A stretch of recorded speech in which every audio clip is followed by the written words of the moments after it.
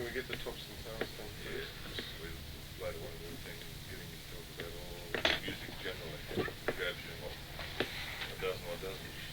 I see. But also we haven't got very long, you see, because we want to be back by 6 o'clock. Oh yeah, we'll be out of here by then. Not many. Right there by then. Also, we've got the special going to air tonight. We've got it in segments, about 7 or 8 segments, varying lengths, 12 minutes, 15 minutes, 10 minutes. We come out of each segment with a little something, and we go into each segment with a little introduction place, which will produce up in and out of the other studio. Yeah. So before we do this other bit, Hello. before we do the other bit, we'd like to get some little tops and tails for you. Right. Just things like, maybe tops and tails first, so you can go. If they'd have been shit, everything would have been shit. Yeah, I guess, Yeah, they're good. There's one old guy behind the stage, it was unbelievable. He had a pair of trunks and squeezing completely. And every young chick doing his yoga. Bopping their head like, this old guy must have been about 60 or something. Going right at his brain. If the stage That had old been... guy that usually wears a Spanish hat. No, this With guy grey was hair, bald. long, but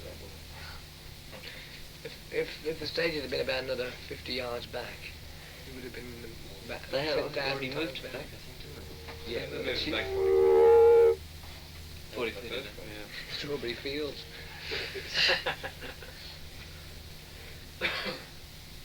Let's do it quick then.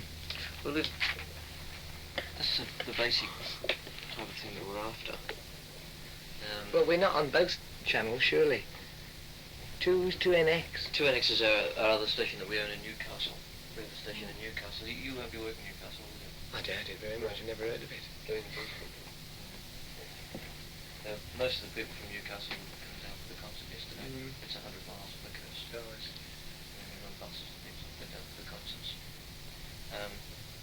We'll get you to do one of those each thing to our special on 2SM, and then you can just say 2NX and you can cut them and splice them in. Right, okay then. Are you rolling, Tony? Okay. Hello, this is Robert Plant on 2SM, and you're listening to our Super Duper special.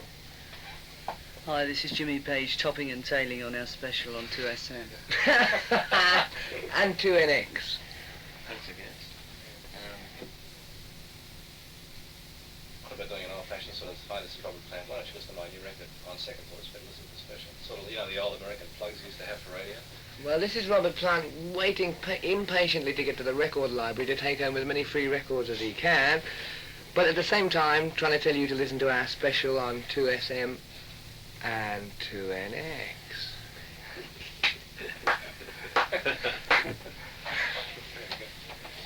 Right, come on, enough said. What are we talking about? Don't tell me, you worries. Well, listen, we also wanted you to come down if you could. We were thinking of doing a thing about you guys choosing your favourite sort of music, what tracks you like by other people, things we've got a special about you, whether you'd like to talk about who else turns you on musically, and what tracks are your favourite musical Well, tracks. can we just bring in a picture of Joni Mitchell at this point? And why don't we spend 60 minutes of just sitting in awe with the listeners as well? There's little else to say. Well, should we look at the records first and then come back in case the library shuts? Because then we can do it, if it gets a bit too heavy, we can run out. Really? I got one section for imports after all. Well, can you vary it on Joni Mitchell when you talk about? Or say the English musical scene groups like Yes and, Wishbone Ash and people like that, what do you think of them? I saw a good group called Home in England. I don't know whether they've had any records out over here. I think they were on CBS in England, little sort of like, Poco. Yeah. It's sort of along those lines, but they were younger and their approach was an English approach. They were pretty good.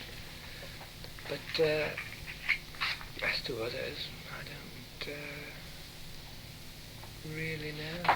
Say in the more commercial field, let's say the big names today, do you have any likes or dislikes? You mentioned Joni Mitchell, I mean, what's your favourite track of hers and all the things she does? Well, not really. It's really hard to sort of, whittle it down to one. She's really so good, in so many ways that there's so many different things that she does that you can like her for. You know. There's a group in England about 12 months ago that looked like being fantastically big called Nice. Mm. Yeah, know much about them at all? What it was like? What, the Nice? That was the Lake Parliament. Yeah, right. Parliament. Did you see them when they were together? No, to tell you the truth, I think I saw about 10 minutes of them once. You know, the organist, Keith Emerson, was the mainstay of the thing. It's what they built everything around, really. And I suppose he was a pretty good organist. But he got all these devious methods of playing the organ, standing on it and throwing knives into it to hold the octaves, you know, chunk, with a dagger. Then he'd play a little bit and then chunk, with a machete, and then when he got down to a chainsaw, I think Emerson, Lake and Palmer, carrying. What do you think of it? Using, you know, stuff they're doing like Tarkus, the Well, okay. Took us, did you say? Took right up the Sorry. Tookers. Incredible String Band is another kettle of fish. Nothing to do with Emerson, Lake and Palmer, but I appreciate them a lot more. They're like a breath of fresh air every time you go and see them. Mm. Really good. Because it's more like a Renaissance, sort of a medieval travelling troupe, you know. And I suppose they must please themselves entirely what they do, but they always hold the audience in the palm of the hand. You know, they do pantomimes and all these mime troupe things. Really, really good. like old English sort of folk music back in the days of the Jesters and stuff. Right, yeah, but they add something to it, like a magic that not many people possess these days, you know. So they're very big. Well, they don't. It's not a thing like that at all, really. They just, when they want to do something, it's similar to us, only on another one, another plane altogether. You know, when they want to do something, they go out and do it. And everybody's there to see them, but there's no big sort of hysteria built up. Yeah, it's just a sort of very nice quiet Yeah. gathering. You don't need critics for shows like that. Because they wouldn't know what they were seeing anyway, half of them, you know. Men from the NME. Right. What about American bands? Have you got any sort of preferences along that line? Did you see Grand Funk when they were there on that? No. No, I've never seen it. Well, we did play with them, didn't we? Years back. Oh yeah, that's right. Boston, isn't it? A lot of people, they get the most sort of severe rubbishing out of any group I've ever read about lately, about people just putting them down as being crap, you know. It's just, They sell so many million records, you know. So did Perry Como. But no, they fit in somewhere along the line, don't they? have you heard of their stuff at all? Yeah, I've heard bits of it. What do you think? What you heard? Well, I didn't really like it too much at all. You know, I don't know. You've got to go a little bit farther than that. You know, you can't just play one thing for about half an hour. You know, but maybe they are going farther. Maybe apparently, I don't think they're going on the road for a year or something like that. You know, they've just said, right, we're not going to do anything at all. How about groups like Chicago? You don't like that? Not really. No, I don't. To employ brass into something, and still possess real balls, you know, real excitement. It's a very. Hey, Oh, blimey! oh mate. Oh, fantastic! It's a very hard thing to. Oh shit! Look at this. It's a very hard thing to employ brass and get away with Ali Belafonte. I think they're one of the best of those sort of groups, though, aren't they? Yeah. I mean, when you weigh it up, what else is around? They all sound very similar, sort of. What about Yes? You keep asking that, don't you? Yeah. They're good. I got Very the good. hospital, I think they're a good band. Yeah. Have you seen them in action? I only saw a television thing, but they did a sort of an hour thing. High school sort of in drama. concert thing, but it was taken on the road. And at one university, I think, that they played at. And then everyone was sort of interviewed in their home. And it was quite good. Yeah, they're supposed to be coming out here in March. Yeah, they're fine musicians, they're certainly having a go. Yeah. Certainly having a go. What about the faces? You know, you sort of heard about the faces, and then there was nothing about them for a long time until Rod Stewart. It was a shame.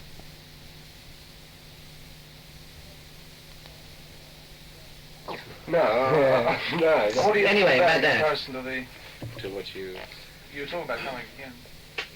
Actually, everybody said to me, oh, you're going to like Daddy Cool. And I must say, everything I've heard, I have liked. Mm, You like them? yeah, Good. yeah. I'd like to see him on stage very much. Yeah. Can I have that Elvis EP back, please, Jack? Elvis!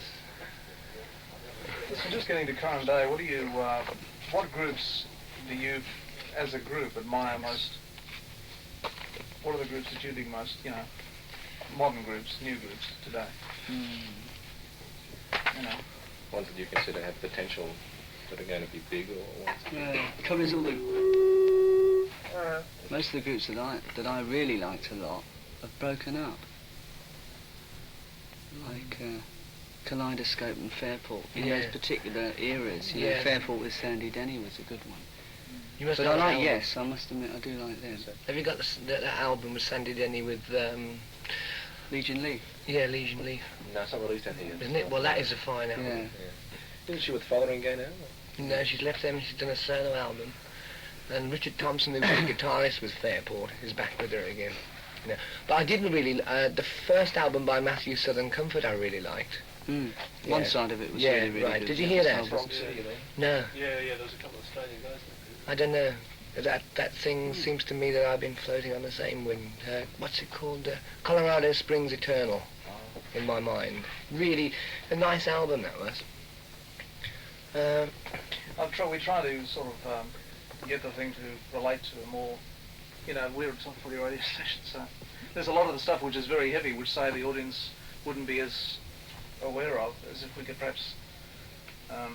Well, that doesn't You really like matter, you. does it? Because that's not You like that's you. not our fault or No, your no, fault, no, no, really. no. It's I'm hip you're to it. asking us what we Yeah, like, and yeah. that's really Yeah. what we like. We But what can't I'm really asking say you we perhaps like. is, what do you like that is commercial? Well, we like anything. You can't really. I don't really know where commercial begins and stops because. The stuff that you hear played on stations or on top 40s or. Well, this is why I Yeah, was what- started in the beginning. I try and avoid listening. You see, Yeah. there are people who turn out really good stuff who have to be ignored because there isn't a palatable audience for it. Now there really is, I mean, it's up to you to give them a really good cross-section of good sound, I mean, this is the problem in England, really. The kids have had to go out and they've had to go on hearsay so much, so that reputations are built on hearsay. Like people like Fairport Convention and the original Fairport Convention were really good. Well, even Yes had trouble when they started to get anything. Well, we did. We had to go to Christ. America. We went to America because nobody would book us. Nobody had bill us as Led Zeppelin. We were the new Yardbirds, And just, as soon as we got our first rehearsals underway and we went in the studio, we knew that we weren't the new Yardbirds, But they weren't prepared. Like nobody's prepared to sort of say, fair enough, off they go, and this is a new group called Led Zeppelin. Which record gave you your identity? Well, the only one, the first one. If you know the history of the group properly, we recorded it in about 30 hours or something like that, less than that. And that was 3 weeks after we'd formed. All these constructions on things like How Many More Times and things like that were Jimmy's baby, really, and they were so amazing that the other three of us were taken back by it, and it was the enthusiasm put into recording that first album. It shows it, doesn't it? Yeah, right. You can. I mean, it just went bang, and every night was such a gem. Every night was so good to be able to get out there and play it again, because the constructions would lead to different things every night, like they do even now, I Actually, mean, what you could be saying is that you'd like to see, in a way, not maybe FM radio, but radio with perhaps a freer outlook towards everybody, a special channel that could just contribute and play records for people like you're talking about. People I mean, I realise that you've got to keep your listeners, and a lot of the listeners are probably into to some things, but they don't really. The things that are going down on radio a lot, I played like 4 times. Every time I put the radio on, I hear one song 4 times, and I go, oh dear. Like radio can educate. Radio can brainwash, But Do you think FM will ever get into England? Yeah. I mean, they're having hassles now with apparently they're supposed to be getting commercial stations. Do you think it will get Yeah, well, that's going to be worse than what we've got now because the people who are buying that, the ones who are going to get the licenses for that are the big sort of newspaper magnates, all these people who've got the bread, so it's just going to be just as bad as it was before, really. It's not as though it's going to be any breakthrough commercial radio, it's just that there'll be more The channels. only one doing anything. Yeah, but who Well, no, knows they're- whether they'll use him, I mean, John Peel really deserves the biggest pat on the back Right. of all of them in England. And they Yeah. try to sweep him under the carpet, Yeah. as it is, really. They put him on at hours when they hope Why, nobody's is going to he be rating? listening. Oh, he's the one who virtually got everybody aware of what was going on, He was the first one to start giving people a chance.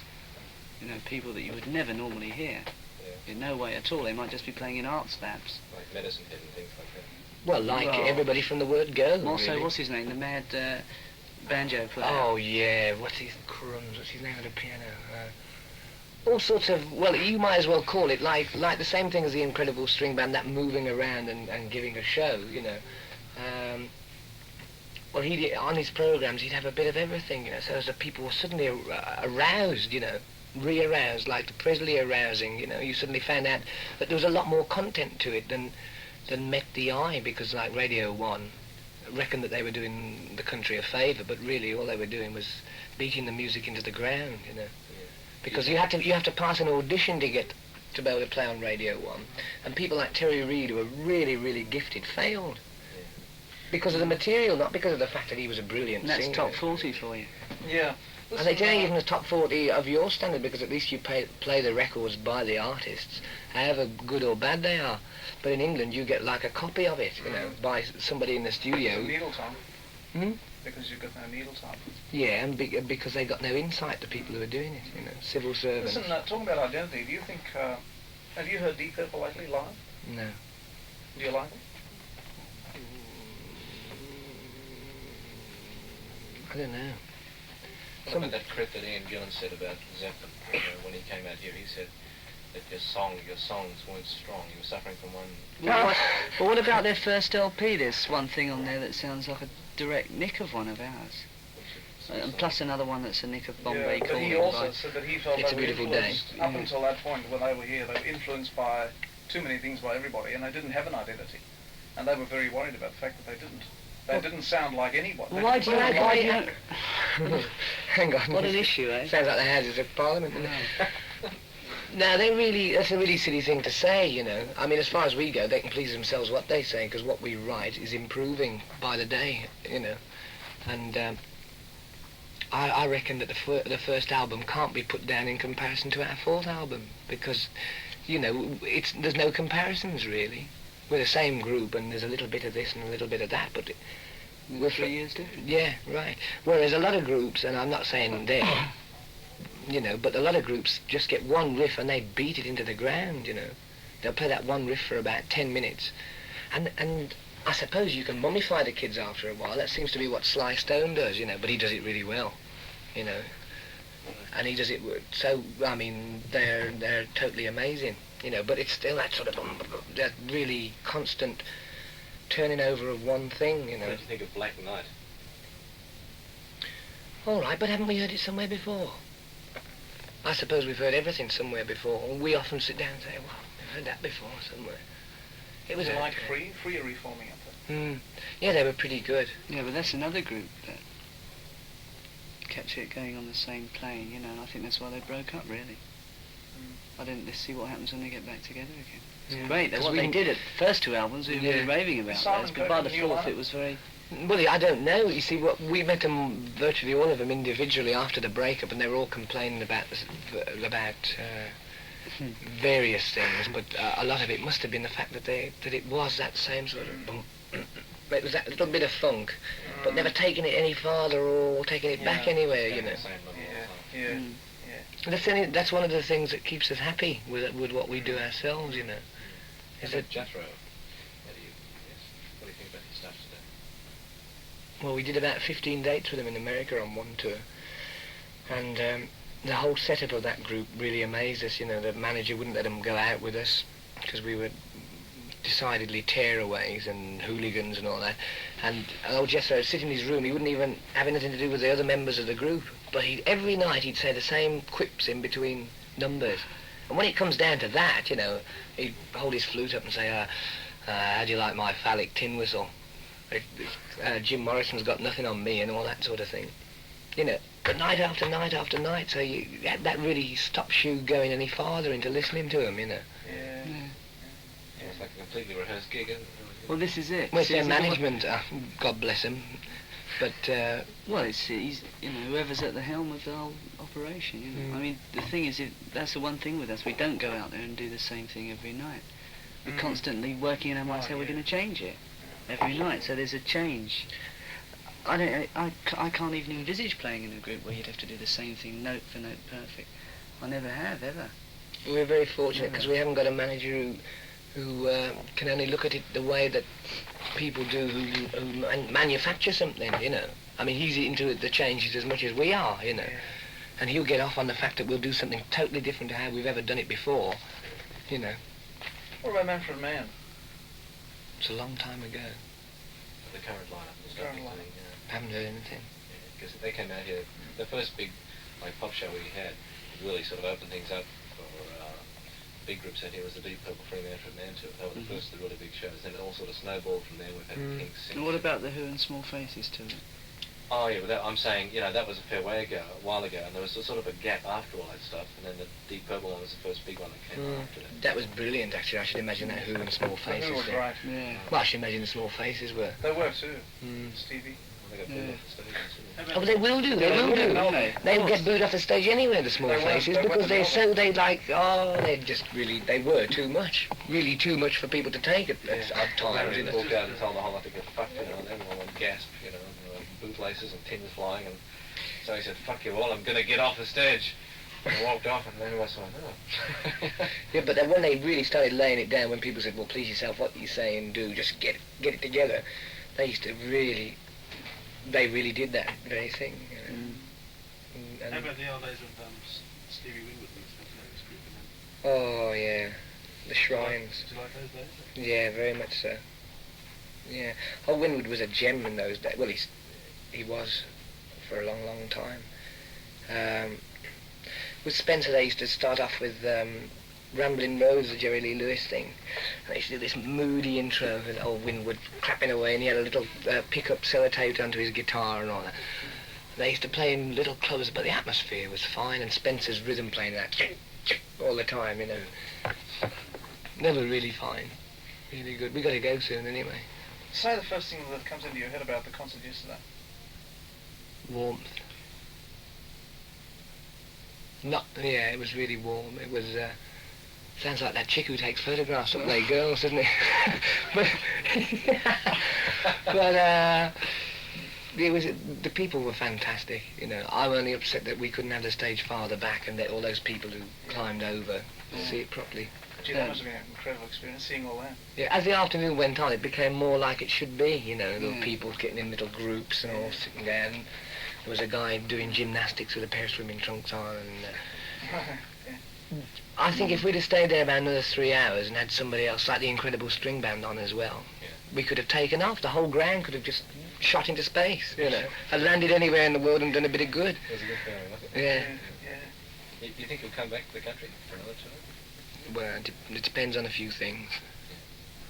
But I wouldn't mind at all. Have you been happy with the audiences? Very much so, yeah. Auckland was a bit strange. Not Auckland, what am I talking about? What was that other place we played?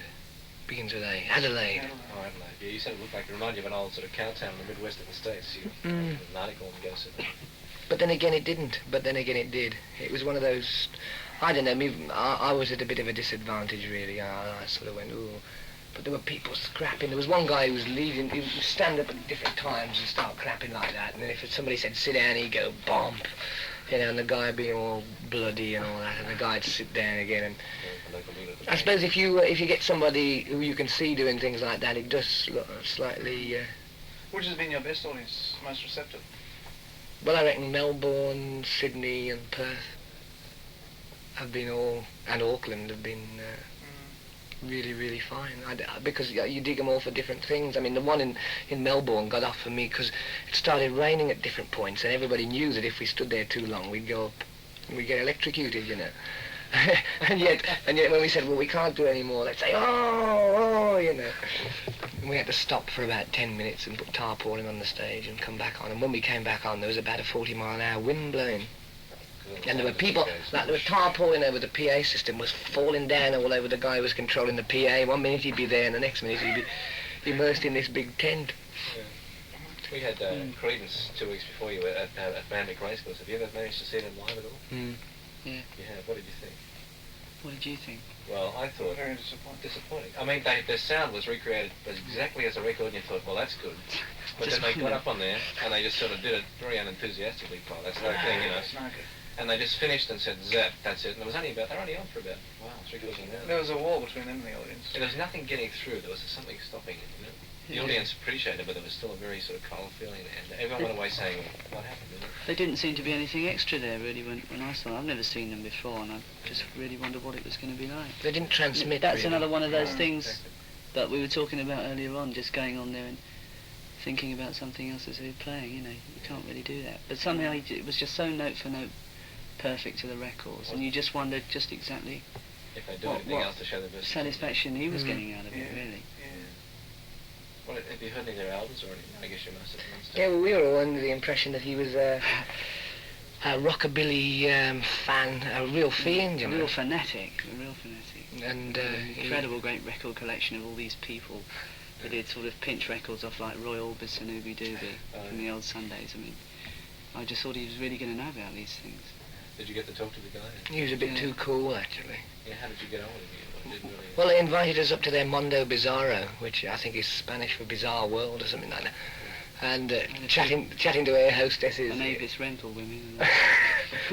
I don't know, the whole thing is different, you know. Bunny Club. We have a lot of good high spots in our time, you know, and like touring is really going on holiday, you know. We like to have such a good time. I don't think we were at all pretentious or anything like that. We just go out and have a fucking wonderful time until somebody tries to stop us, you know. And there's a lot of people who don't work like that, you know. Probably they might be the right way. Creedence seemed to be very uptight when they came out here. Seemed to enjoy themselves much. How many months of the year would you tour? Depends, however many we feel like. We worked out some kind of a plan for this 12 months. Mainly, all it incorporates is going places so as we can go to Bombay and Thailand on the way. Listen, you still got that farm, that house out in the country. Are you very much into the ecological thing where people are really hassle a lot with the cities and you're growing your own vegetables? Well, it isn't very much into a thing. It's just a realisation of a lot, you know, of the situation as it stands, you know. I don't want to be classed as an ecological freak at all, because I'm just totally aware of the escalation of... It's no big thing, really. It's just common sense, isn't it, really? Somebody caught me in Adelaide and they said, well, Jimmy, what do you think of... we have it all the time, don't we? We even had a room booked in the Auckland Hotel for Led Zeppelin, you know. On his own. On his own, he got his own room, this guy. So I don't know about coming back, yeah, I suppose. But ecology is, well, it's a new term, isn't it, for the desire to stay alive. It's fantastic when you try and stop those wheels and you see what you're up against. Yeah. When it's obviously morally wrong what's going on, and you just see what games are being played They've got behind the about 30 scenes. years left if they keep it going at the same rate. You see, I've got a child, a little girl, I've got another one on the way, and you just wonder, you know, you wonder whether you should even be responsible for bringing life into the world, really, because, I mean, we're in a position where we could take the reins and say, right, hold it, all God's children have got to have a choice, you know, and we don't want it to go like this.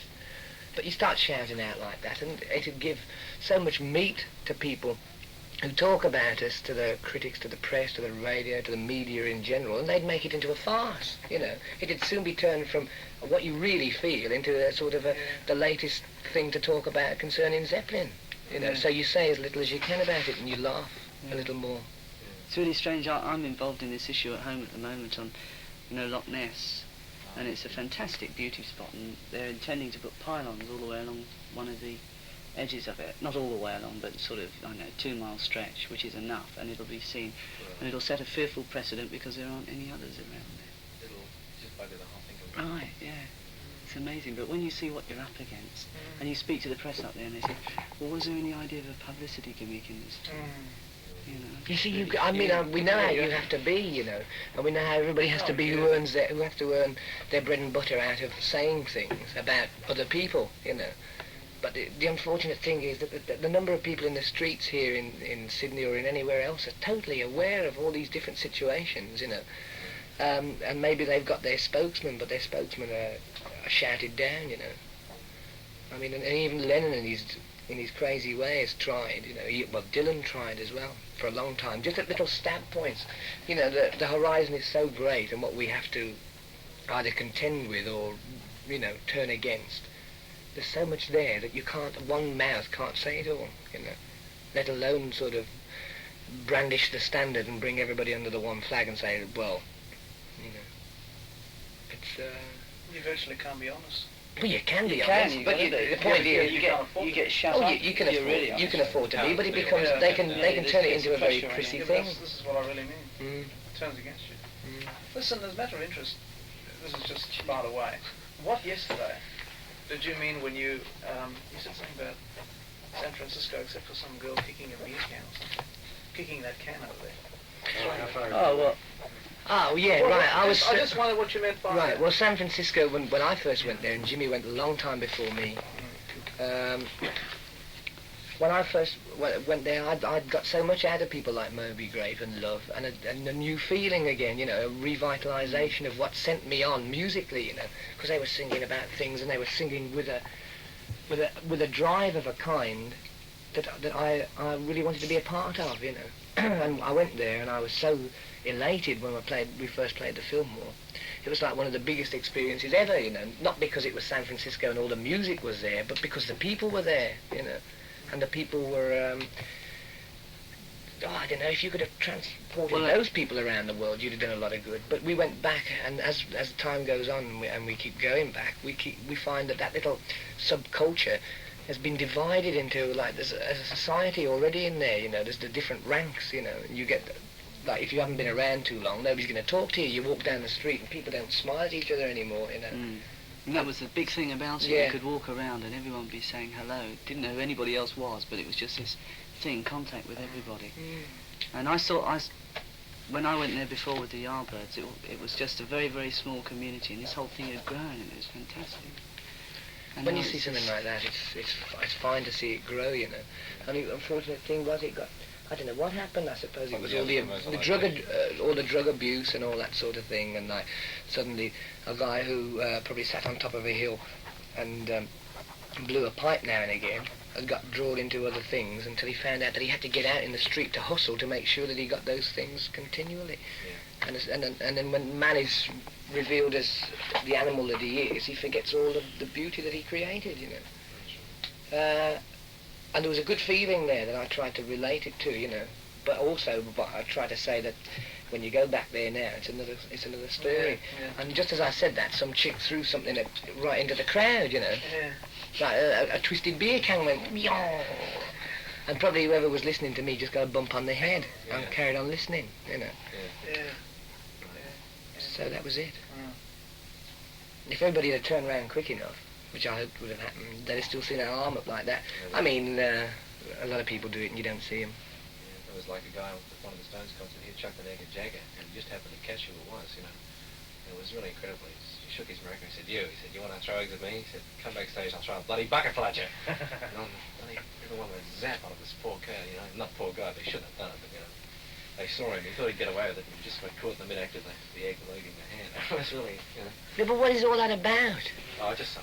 I know, but I know, People but are I know. really but- hung up, isn't it? It's probably just some guy who think, you get them at every concert. You get one little pile of people. But they should not be there, But They should not be there at all, that's what you've got to fight against, right? The whole. Well, that's what the people who That's come what- have got to yeah. fight against. It's up to them to get it together. I mean, every concert that we've had, apart from yesterday, it wasn't quite so apparent, because the Sydney audience seemed to have it really together, actually, the whole sort of thing between them. It was really disciplined, all this sort of running across, when it started to when they started to run towards the grass. I could see all the police sort of going, well, wait a minute, what's going to happen here?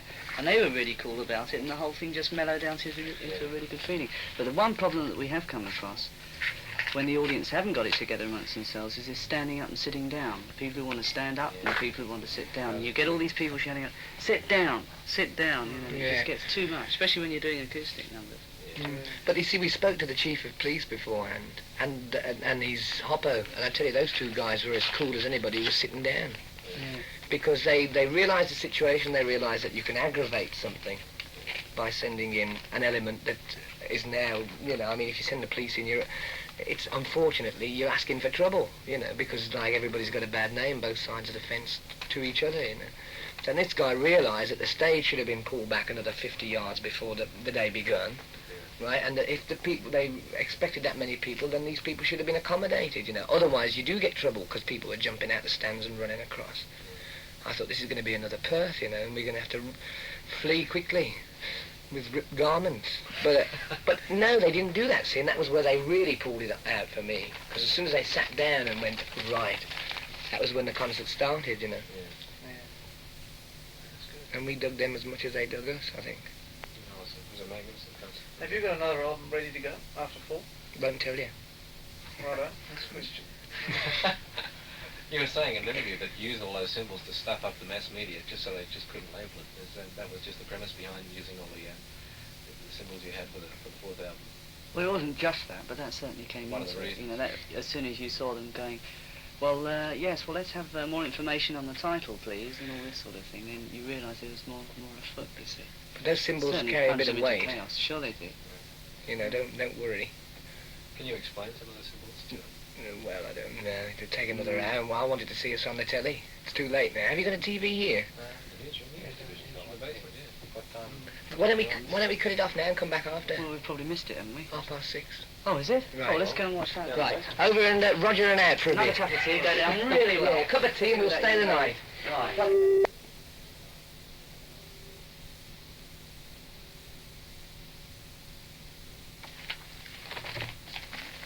looks. Hey, let's see what there is. The wine. There's some gems there. Have a look at this.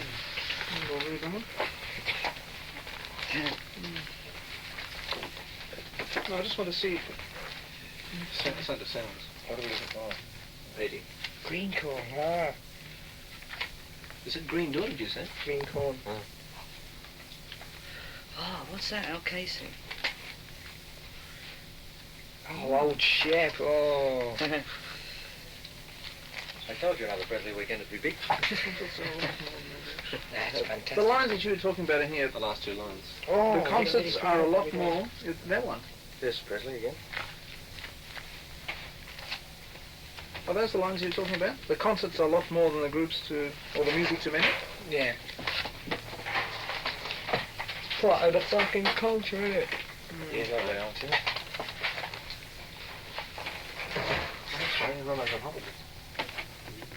A bit early for midnight film. You rolling? It's definitely back for the We're hour. on. Yeah, the night with the record player. Right. You were saying about American Pie before, you know, about the record itself, about listening to the words. Do you think it's all about the American rock scene and Buddy Holly? Oh no, well it's about the whole lot by the sound of it, and that includes the English. You know, about how it began. Did you write the Book of Love? I mean, when you start up a song like that, then you end up where the music thing is now on the second side. I think can't we play both sides of it, one after another? I got the Because I'm sure that what you do is on a top 40 station or whatever this is, you're going to play the one side, you know. Yeah. But the story is. But we do listen to the others. But the story is really, you know. Yeah. I think because it's such a sort of, that chorus is so catchy and you relate it to other sorts of things that you've heard before like that, you bypass the lyrics. I must admit I did first time. I dismissed the whole thing out of hand. When I listened to the lyrics properly, it was like a big revelation what it was all about. Yeah. Yeah, I'd really like to put that into the thing, just because of the fact that a lot of people would just say, oh, there it goes, until they...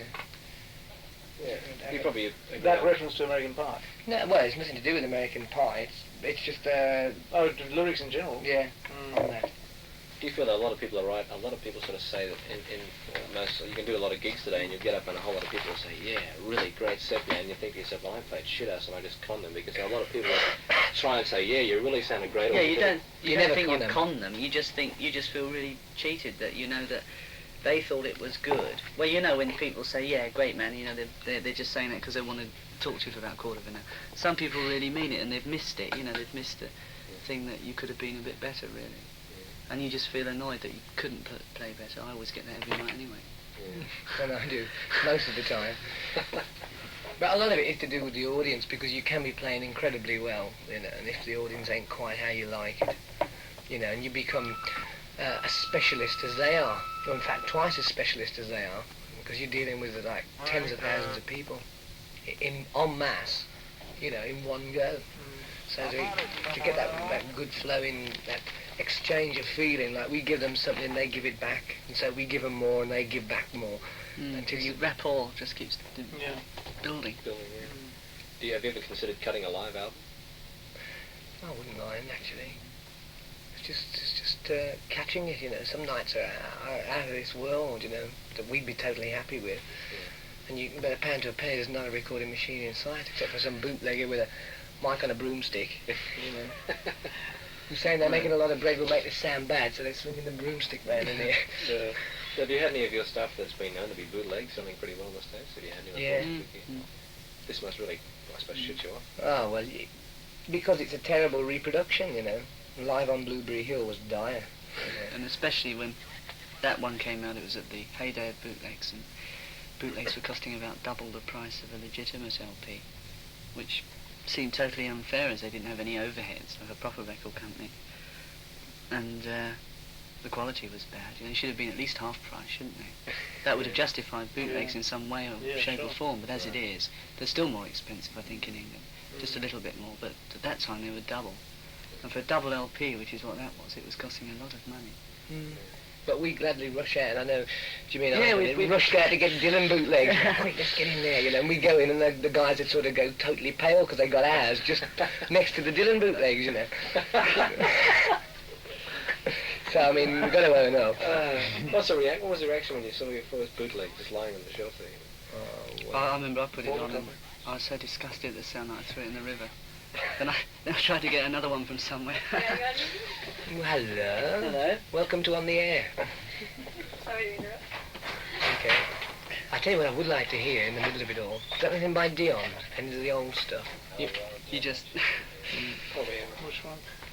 Something like The Wanderer or The Majestic. Oh, yeah. Yeah, Baby, Ruby yeah, that's a Baby, good one. Yeah, because these people... Have you got My Girl the Month of May, which was a Dion they reformed about 66. Oh, please, yeah. If you got an album You heard that? No. My Girl the Month of May. No. It's great. They reformed and they just did this Oh, one when they had record. that one album when they reformed, and they had this. Yes, right. It is an LP. Building or something, It is and an the Belmonts LP. going back That's like right. that, My yeah. Girl the Month of May is a single that I've got. It's good. He had a he's Yeah. still got a superb voice. We saw him in New York. Funny enough, when you put on that Aztecs thing, it reminded me of some of the singles that he started to put out. Hoochie Coochie Man and all those Yeah, sort I of remember things, you know. that, yeah. It reminded me of that, although he Yeah, was doing it great version of acoustic. It Memphis, was... not Memphis, or one of the old Chuck Berry songs, you know, fantastic. Johnny Be Good. Yeah, Johnny Be Good. That was Yeah. unreal. Great feel. He's got a lovely voice. He flows around the place like anything, you know. He's just doing acoustic stuff now. Yes, we saw it, didn't we? Yeah. What's his act like now? Just sort of made like Abraham Martin and John stuff. Well, I should imagine it's changed yet again, because I heard a track in England just before we came away, which was a live album, or a cut off an album which was live, and I think it was Ruby Baby or something like that. It was one of those things anyway, but it was so fine, because despite it being acoustic, it's like I was trying to say about Friends being as heavy as Whole Lot of Love, you know. It was really, really, really good, you know. He came out here a long time ago, Dion, you know, and a friend of mine saw him, you know, sort of he's about 29, 30, and he saw him when he came out, you know, he reckons it was an incredible thing on stage, you know, he had the big sort of baggy pants, the whole bit, you know, and the Belmonts were there. Excuse me, Dave. I wonder if you guys might want to hear just the opening part of this special. Okay, yeah. Yeah, it's on there. I don't know why I put that on.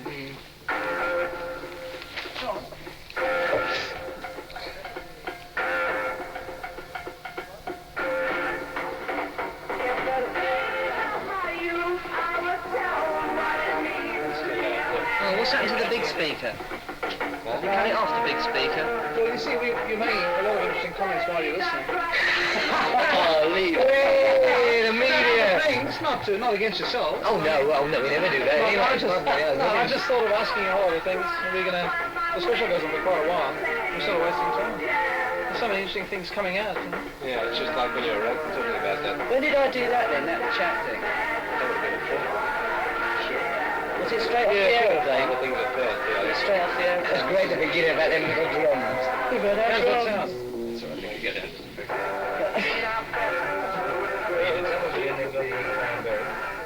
Yeah, I did too. Yeah, he's a fine cat too. You got the finest, what should we say, ambassador over there. Yeah, he's a,